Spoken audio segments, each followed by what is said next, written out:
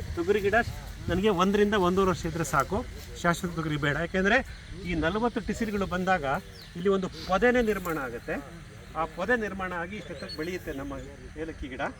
ನಂತರ ಅದರ ಬುಡದಲ್ಲಿ ಈ ರೀತಿ ಬೇರುಗಳನ್ನು ಸೃಷ್ಟಿ ಮಾಡಿಕೊಂಡು, ಅದು ಬೇರಲ್ಲ, ಅದು ಫಸಲಿನ ಕಾಂಡ ಅಂತ ಹೇಳ್ತೀವಿ. ಆ ಫಸಲಿನ ಕಾಂಡಗಳು ಈ ರೀತಿ ಬರುತ್ತೆ. ನೋಡಿ, ನನ್ನ ಕೈ ಇಟ್ಟಿದ್ದನ್ನೆಲ್ಲ ಗಮನಿಸಿ, ಈ ಥರ ಫಸಲಿನ ಕಾಂಡಗಳಿಗೆ ಬರುತ್ತವೆ. ಅದರಲ್ಲಿ ನನಗೆ ಏಲಕ್ಕಿ ಹೂವು ಮತ್ತು ಹಾರ್ವೆಸ್ಟ್ ಸಿಗುತ್ತೆ. ನಿಮ್ಮೆಲ್ಲ ಗಮನಿಸಿರ್ಬೋದು ಏಲಕ್ಕಿ ಗಿಡದ ಗುಣಧರ್ಮಗಳು. ಸೂಕ್ಷ್ಮ ನಿಮಗೆ ಹೇಳಿದ್ದೀನಿ. ಇದಿಷ್ಟು ನಾವು ಮಾಡ್ತೀವಿ.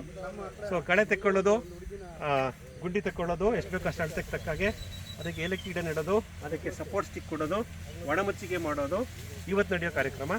ಮತ್ತು ಹಸಿರು ಗಿಡಕ್ಕೆ ಹಸಿರು ಬೆಳೆ ಮತ್ತು ತೊಗರಿ ಸಂಗಾತಿ ಗಿಡವಾಗಿ ಇಷ್ಟನ್ನು ಮಾಡಿಬಿಟ್ಬಿಟ್ರೆ ಕೇವಲ 12 ರಿಂದ 18 ತಿಂಗಳಲ್ಲಿ ನಮ್ಮ ಏಲಕ್ಕಿ ಗಿಡ 40ಕ್ಕೂ ಹೆಚ್ಚು ಟಿಸಿಲುಗಳನ್ನು ಹೊಂದಿ 5 ರಿಂದ 6 ಅಡಿ ಎತ್ತರಕ್ಕೆ ಬೆಳೆದು ತನ್ನ ಫಸಲಿನ ಕಾಂಡಗಳನ್ನು ನೆಲದ ಮೇಲೆ ಹರಡ್ಕೊಳ್ಳುತ್ತೆ.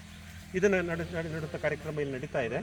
ಇದನ್ನು ನಾವು ಈ ನೆಲ್ಯಾಡಿ ಗ್ರೀನ್ ಗೋಲ್ಡ್ ಏಲಕ್ಕಿ ಗಿಡವನ್ನು ನಾವು ನಮ್ಮ ಹಾಸನ ಜಿಲ್ಲೆ ಆಲೂರು ತಾಲೂಕು ಕೆಂಚಮ್ಮನ ಹೊಸಕೋಟೆ ಹೋಬಳಿ ಅಲ್ಲಿರ್ತಕ್ಕಂಥ ಮಲಗಳಲ್ಲೇ ಹಾನಗಳಲ್ಲೇ ಅಂತ 2 ಗ್ರಾಮ ಇದೆ. ಅಲ್ಲಿಂದ ನಮ್ಮ ಕೃಷಿ ಕಾರ್ಮಿಕರು ಬಂದಿದ್ದಾರೆ ಇಲ್ಲಿಗೆ, ನಮ್ಮ ದೊಡ್ಡಬಳ್ಳಾಪುರ ತೋಟಕ್ಕೆ. ನೋಡಿ, ಇಲ್ಲಿ ಅವ್ರನ್ನ ಮಾತಾಡಿಸ್ತಾ ಹೋಗೋಣ. ಮಾಡ್ತಾರೆ, ಎಲ್ಲ ಗಿಡಗಳನ್ನು ನೆಟ್ಟಿದ್ದಾರೆ. ಒಬ್ಬೊಬ್ಬರನ್ನಾಗ ಅವ್ರನ್ನ ಪರಿಚಯ ಮಾಡ್ಕೊಳ್ಳೋಣ, ಬನ್ನಿ. ಮಧ್ಯದಲ್ಲಿ ಮಾತಾಡ್ಬಿಡಿ. ಇವರು ಆನಂದ್, ಪರಿಚಯ ಮಾಡ್ಕೊಳ್ಳಿ ಅಲ್ಲಿ ಅವ್ರು. ನೋಡಿ, ಇವರ ಹೆಸರು ಆನಂದ್ ಅಂತ. ಆನಂದ್ ಅವರು ಆಲೂರು ತಾಲೂಕು ಕೆಂಚಮ್ಮನ ಹೊಸಕೋಟೆ ಹೋಬಳಿ ಹಾನಗಳಲೆ ಅಥವಾ ಮಲಗಳಲೆ ಆತ 2 ಜೋಡಿ ಗ್ರಾಮ ಇದೆ, ಅಲ್ಲಿಂದ ಇರೋದು. ಆನಂದ್ ನಮ್ಮ ಜೊತೆ ಇದ್ದಾರೆ. ಆನಂದ್ ಸೂಕ್ಷ್ಮವಾಗಿ ಹೇಳ್ಬಿಡಿ, ಇವಾಗ ಏನು ಮಾಡ್ತಾ ಇದ್ದೀವಿ ಅದು ಹೇಳಿ. ನಾವೀಗ ಏಲಕ್ಕಿ ಗಿಡ ನಡ್ತಾ ಇದ್ದೀವಿ. ಆ ಗಿಡ ನೆಲ್ಯಾಣಿ ಗೋಲ್ಡ್ ಅಲ್ವಾ? ಹೌದು. ಗಿಡದ ಹೆಸರೇನು? ನೆಲ್ಯಾಣಿ ಗೋಲ್ಡ್ ತಾನೆ? ಹಾಂ, ಸರಿ. ಏನೇನು ಮಾಡಿದ್ರಿ, ಹೇಗೆ ಮಾಡಿದ್ರಿ? ಈಗ ಗುಂಡಿ ತೆಗೆದು ನಡ್ತಾ ಇದ್ದೀವಿ. ಇನ್ನು ಅದ್ರ ಬಡ್ಡಿಗೆ ಇನ್ನು ಸ್ವಲ್ಪ ಒಟ್ಟು ಹಾಕ್ತಾ ಇದ್ದೀವಿ. ಗೂಟ ಕೊಟ್ಟೋದು ಏನಕ್ಕೆ? ಆನಂದ್ ಊಟ ಕೊಡೋದು ಗಿಡ ಮಾಲತ್ತಂತ. ಆಮೇಲೆ ಈ ಗುಂಡಿ ತಕೊಂಡ್ರಲ್ಲ, ಎಷ್ಟು ಆಳ ಆಗ್ಲಿಕ್ಕೆ ತೆಗಿಬೇಕು? ಅದೊಂದು 1 ಅಡಿ. ಹೌದಾ? ತುಂಬ 1 ಅಡಿ ಎಷ್ಟು ಆಳ ಇದ್ರೆ ಸಾಕು? ಅಗಲ ಏನು ಜಾಸ್ತಿ ಬೇಡ? ಅಗಲ 1 ಅಡಿ. ನಮ್ಮ ನರ್ಸರಿ ಕವರ್ ಎಷ್ಟಿರುತ್ತೋ ಹೌದು, ಅದು ಒಳಗಡೆ ಹೋದರೆ ಸಾಕು. ಆ ಥರ ಮಾಡಿದ್ರೆ ನಾವು ಇಟ್ಟಿದ್ದೀವಿ. ಈಗ ನಿಮ್ಮ ಅನುಭವದಲ್ಲಿ ನಿಮ್ಮ ಸಕಲೇಶ್ಪುರ ಭಾಗದಲ್ಲಿ ಬಾಳೆಪೇಟೆ ಕಡೆ ಎಲ್ಲ ಏಲಕ್ಕಿ ಬೆಳೀತಾರಲ್ಲ, ಇದು ಹೇಗೆ ಬೆಳೆಯುತ್ತೆ? ಎಷ್ಟು ಎತ್ತರ ಬೆಳೆಯುತ್ತೆ? ಎಷ್ಟು ಕಂದುಗಳು ಬರ್ತವೆ? ಕಂದುಗಳು ತುಂಬ ಬರುತ್ತೆ. ಅಂದ್ರೆ ಅಗಲ ಬರುತ್ತೆ, ತುಂಬ ಅಗಲವಾಗುತ್ತೆ. ಒಂದಿಷ್ಟು ಹತ್ರ ಬರುತ್ತೆ. 4 ಅಡಿ ಹತ್ರ, 4 ರಿಂದ 5 ಅಡಿ ಹತ್ರ ಅಗಲ ಬರುತ್ತೆ. ಅಗಲ ಒಂದು 2.5 ಅಡಿ, 3 ಅಡಿ, 3 ಅಡಿ ಬರುತ್ತೆ. ಎಷ್ಟು ಕಂದುಗಳು ಬರ್ಬೋದು? ಸುಮಾರು ಬರುತ್ತೆ. 40-50 ಬರುತ್ತೆ, ಜಾಸ್ತಿ ಬರುತ್ತೆ. 50ಕ್ಕಿಂತ ಜಾಸ್ತಿ ಬರುತ್ತೆ. ನಾವು ನೆಕ್ಸ್ಟ್ ಗಿಡ ನೆಡಬೇಕು ಅಂದ್ರೆ ಆ ಕಂದನ ಕಂದನ ಕೇಳ್ಬೋದು. ಇಲ್ಲ ಅಂದ್ರೆ ಏಲಕ್ಕಿ ಬೀಜದಲ್ಲೂ ಗಿಡ ಮಾಡ್ಬೋದು. ಅಂದ್ರೆ ಕಂದಲ್ಲೇ ಜಾಸ್ತಿ ಮಾಡ್ತಾರೆ. ಈಗ ನೀವು ಮಾಡ್ಕೊಂಡ್ ಬಂದಿರೋದು ನಿಮ್ಮ ತೋಟದಲ್ಲಿ ಯಾವ ತರ ಮಾಡ್ಕೊಂಡ್ ಬಂದ್ರಿ? ಬೀಜದಲ್ಲಿ ಮಾಡಿಲ್ಲ? ಬೀಜದಲ್ಲಿ ಮಾಡೋದು. ನೀವು ಒಳ್ಳೊಳ್ಳೆ ಬೀಜಗಳನ್ನ ಸೆಲೆಕ್ಟ್ ಮಾಡಿ ಒಂದ್ ಕಡೆ ಬೆಡ್ ಮಾಡ್ಕೊತೀರ. ಬೆಡ್ ಮಾಡ್ಬಿಟ್ಟು 3 ಇಂಚ್ ಬಂದ ಮೇಲೆ ಅದನ್ನ ಅದಕ್ಕೆ ಇದು ಎಲ್ಲ ಬ್ಯಾಗ್ ಹಾಕಿರ್ತೀರ. ಈಗ ಇದು ಮೊಳಕೆ ಬಂದು ಎಷ್ಟು ದಿವಸ ಆಗಿರ್ಬೋದು?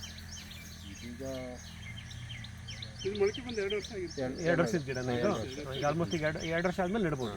ಅಂದ್ರೆ ಕಾಂಡ ಸಾಕಷ್ಟು ದಪ್ಪಾಗಿರುತ್ತೆ, ಹಾಗಾಗಿ ಅದು ನೆಡಕ್ಕೆ ಸೂಕ್ತ ಅಂತ ಅನ್ಸುತ್ತೆ.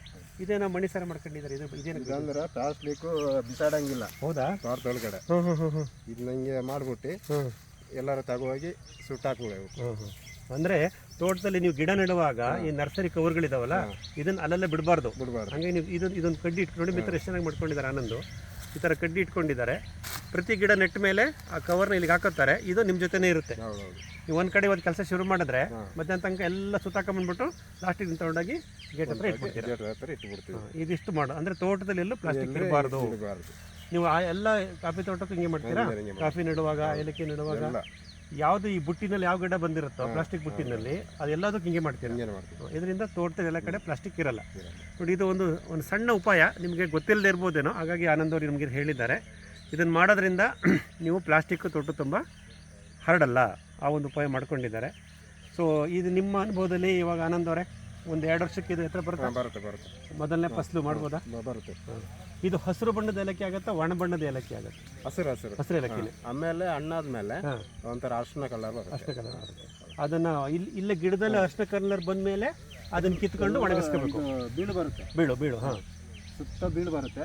ಅದರಲ್ಲೇ ಹೂವು ಆಮೇಲೆ ಕಾಯಿ ಬಲ್ತ ಮೇಲೆ ಕಿತ್ಕೊಳ್ಳೋದು. ಹೌದೌದು. ಅದನ್ನು ಒಣಗಿಸ್ಬೇಕು ಬಿಸಿಲಲ್ಲಿ. ಆಮೇಲೆ ಒಣಗಿಸ್ಬೇಕು. ಒಣಗಿಸಿದಾಗ ಸ್ವಲ್ಪ ಅರಿಶಿನ ಬಣ್ಣ ತಿರುಗುತ್ತೆ. ಹೌದೌದು. ಅದನ್ನು ನಾವು ಮಾರ್ಕೆಟಿಗೆ ಕಳಿಸ್ಬೋದು.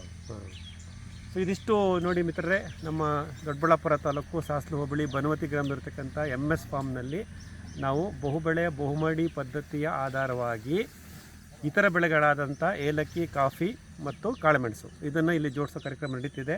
ನಮಗೆ ಕುಮಾರು, ಆನಂದು, ಸಂಜೀವು, ರಾಜು ಇವರು 4 ಜನ ನಮ್ಮ ಕೃಷಿಕ ಕಾರ್ಮಿಕರು. ನಾನು ಇವರು ಕಾರ್ಮಿಕರು ಅಷ್ಟೇ ಅಲ್ಲ, ನಿಮಗೂ ಜಮೀನೆಲ್ಲ ಇದೆಯಲ್ಲ?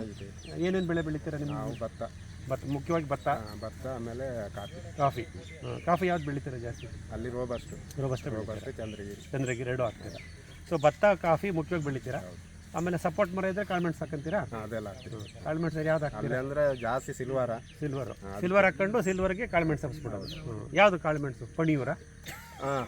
ಪಣಿಯೂರು ಅಂತಾರಲ್ಲ, ಅದನ್ನು ಹಾಕಿರ್ತೀರಾ. ಕಾಳುಮೆಣಸು ಎಷ್ಟು ವರ್ಷಕ್ಕೆ ನಿಮಗೆ?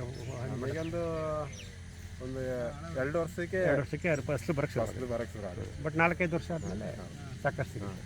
ಸೊ ಕಾಫಿ, ಕಾಳುಮೆಣಸು, ಏಲಕ್ಕಿ ಇದು 3 ಈ ಥರ ವಾತಾವರಣದಲ್ಲಿ ಜೋಡಿಸ್ಬೋದಾ?